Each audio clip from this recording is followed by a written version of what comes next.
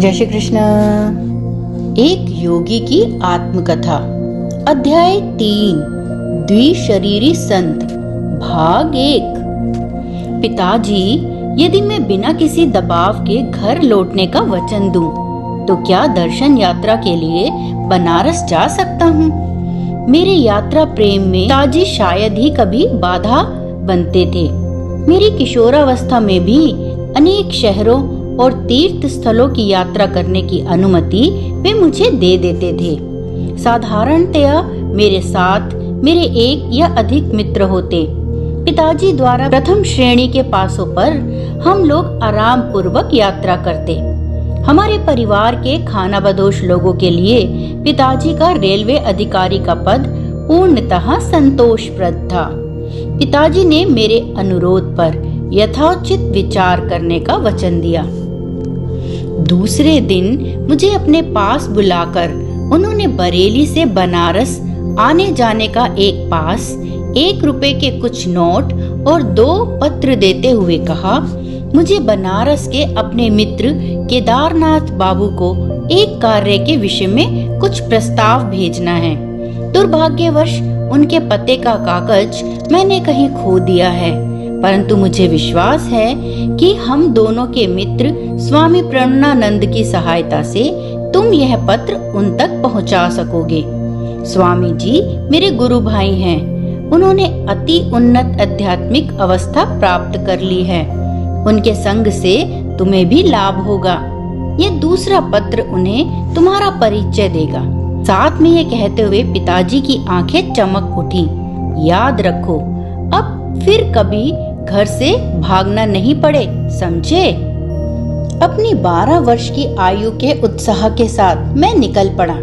यद्यपि समय ने नवीन दृश्यों और अपरिचित व्यक्तियों से मुझे मिलने वाले आनंद में अभी भी कोई कमी नहीं आने दी है। बनारस पहुंचते ही मैं सीधे स्वामी जी के निवास स्थान की ओर चल पड़ा। सामने का द्वार खुला था। मैं दूसरी मंजिल पर स्थित एक लंबे हॉल नुमा कमरे में जा पहुंचा। फर्श से कुछ ऊंची उठी हुई एक चौकी पर एक स्थूलकाय व्यक्ति केवल एक अधो वस्त्र धारण किए हुए पद्मासन में बैठे थे।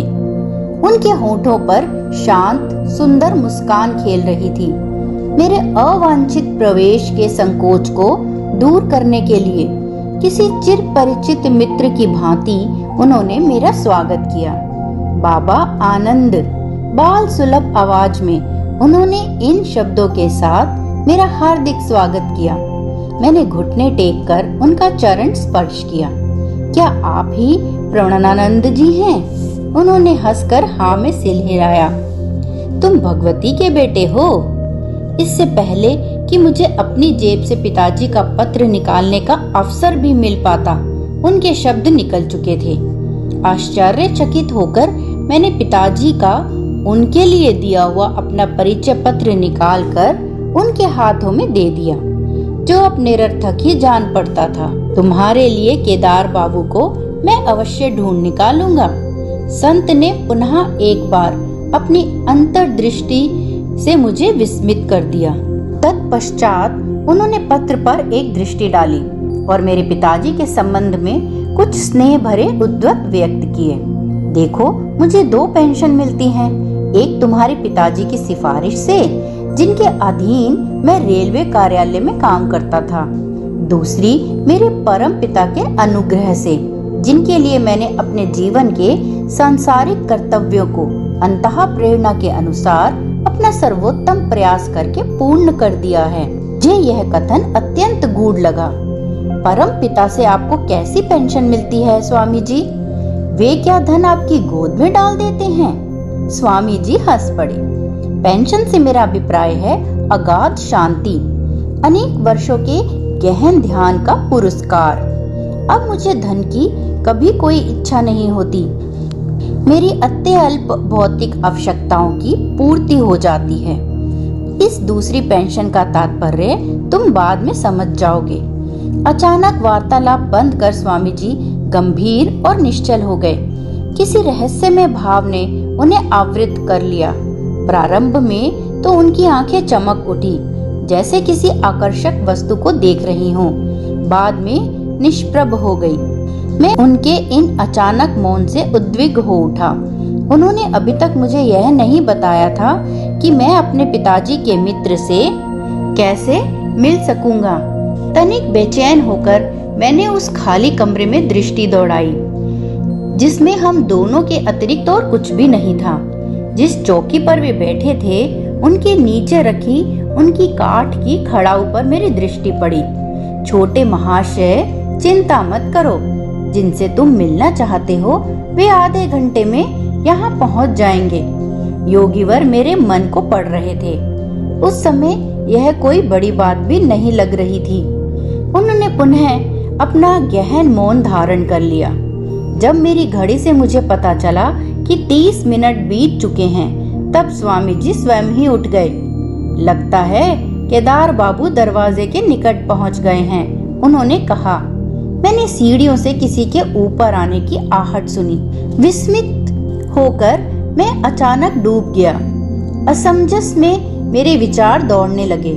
बिना किसी संदेश वाहक का उपयोग किए पिताजी के मित्र को यहाँ बुलाना कैसे संभव हो सकता है? मेरे यहाँ आने के बाद स्वामी जी तो मेरे अतिरिक्त और किसी से भी मिले नहीं, बात भी नहीं की और कहीं गए भी नहीं। मैं चुपचाप उठकर कमरे से बाहर आ गया और सीढ़ियां उतरने लगा। आधे रास्ते में ही मध्यम कद के एक दुबले पतले गौरव वर्ण व्यक्ति से मेरी भेंट हुई। वे किसी जल्दी में लग रहे थे। क्या आप केदार बाबू हैं? मेरी आवाज में उत्तेजना स्पष्ट थी। हाँ, और तुम भगवती के बेटे हो ना, जो मुझसे मिलने के लिए यहाँ प्रतीक्षा कर रहे हो? वे मित्रतापूर्ण ढंग से मुस्कुराए। महाशय, पर आप यहाँ कैसे? उनकी अबोध्य उपस्थिति से मुझे विस्मयकारी रोष का अनुभव हुआ। आज सब कुछ रहस्यमय लग रहा है। 1 घंटे से भी कम समय पहले मैंने गंगा स्नान समाप्त किया ही था कि स्वामी प्रणवानंद जी मेरे पास पहुंच गए। मैं सोच भी नहीं सकता कि उन्हें कैसे पता चला कि उस समय मैं वहां था। भगवती का बेटा मेरे घर में तुम्हारी प्रतीक्षा कर रहा है, उन्होंने कहा। क्या तुम मेरे साथ चलोगे? मैं खुशी से तैयार हुआ और हम लोग हाथ में हाथ डालकर चलने लगे। किंतु खड़ाऊ पहनने के बावजूद भी स्वामी जी आश्चर्यपूर्वक ढंग से मुझे पीछे छोड़कर आगे निकल गए। हालांकि मैं ये मजबूत जूते पहने हुए था। फिर प्रणवानंद जी ने अकस्मात रुककर मुझसे पूछा, मेरे घर पहुंचने में तुम्हें कितना समय लगेगा? लगभग आधा घंटा। मुझे अभी कुछ और काम है, उन्होंने एक रहस्यमय दृष्टि मुझ पे डाली। अब मुझे तुम्हें पीछे छोड़कर जाना होगा। तुम सीधे मेरे घर पहुंच जाओ, जहां मैं और भगवती का बेटा तुम्हारी प्रतीक्षा कर रहे होंगे। मैं उनसे कुछ कह सकूं, इससे पहले ही वे तेजी से मेरे पास से निकल गए और भीड़ में अदृश्य हो गए। मैं जितना तेज चल सकता था उतना तेज चलकर यहाँ पहुँचा। केदारनाथ बाबू के इस कथन से मैं और भी हतबुद्धि हो गया। मैंने उनसे पूछा कि वे स्वामी जी को कब से जानते हैं। पिछले वर्ष तो हमारी कुछ मुलाकातें हुई थी, पर हाल में कभी भेंट नहीं हुई। आज पुनः स्नान घाट पर उनसे मिलकर मुझे बहुत खुशी हुई। मुझे अपने कानों पर विश्वास नहीं हो रहा था। मेरा दिमाग तो नहीं फिर रहा है। क्या आप उनसे मन दृष्टि में मिले थे या वास्तव में देखा था? उनके हाथ का स्पर्श किया था और उनकी पदचाप सुनी थी? तुम क्या कहना चाहते हो? गुस्से में उनका चेहरा तमतमा गया। मैं तुमसे झूठ नहीं बोल रहा। क्या तुम यह समझ नहीं पा रहे कि केवल स्वामी जी के द्वारा ही तो मुझे पता चल सका था कि तुम यहाँ मेरी प्रतीक्षा कर रहे हो? पर यह देखिए, मैं 1 घंटा पहले यहाँ आया और तब से अब तक स्वामी जी प्रणवानंद जी के साथ में एक क्षण भी उनसे दूर नहीं हुआ और हम तब से एक साथ ही बैठे हैं और वो एक क्षण के लिए भी मेरी दृष्टि से ओझल नहीं हुए। मैंने सारी कहानी उन्हें सुना दी और स्वामी जी और मेरे बीच का वार्तालाप भी उनके सामने दोहरा दिया। उनकी आंखें फैल गई। हम लोग इस भौतिक युग में जी रहे हैं या स्वप्न देख रहे हैं? मैंने अपने जीवन में कभी भी इस प्रकार का चमत्कार देख पाने की आशा नहीं की थी। मैं तो समझता था कि यह स्वामी जी केवल साधारण मनुष्य है, पर अब देखता हूँ कि ये एक और शरीर भी धारण कर सकते हैं। उस शरीर के द्वारा कई काम भी कर सकते हैं। हम दोनों ने साथ साथ ही स्वामी जी के कमरे में प्रवेश किया।